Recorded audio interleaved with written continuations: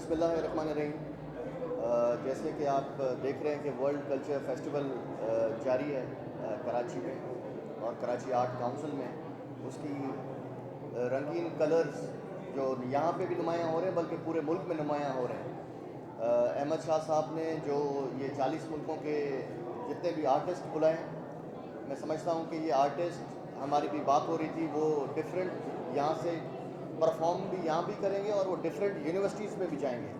तो मैंने रिक्वेस्ट किया शाह साहब को कि ये हमारी जो जाम शोरों की बड़ी बड़ी यूनिवर्सिटीज़ हैं, जैसे अभी इन्होंने जिक्र किया सर शहीद अला बख्श यूनिवर्सिटी है या महरान यूनिवर्सिटी है, तो ये आर्टिस्टों को उधर ले जाएंगे।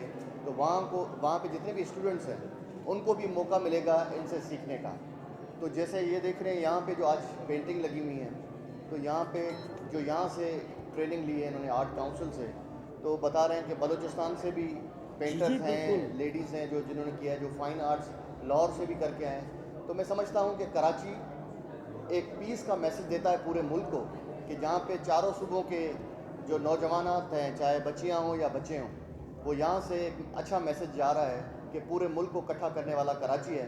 और आपको पता है कि कराची एक हमारा पोर्ट है और यहाँ से माशी हब भी हमारा कराची है, पूरे मुल्क का शहर हब है ये।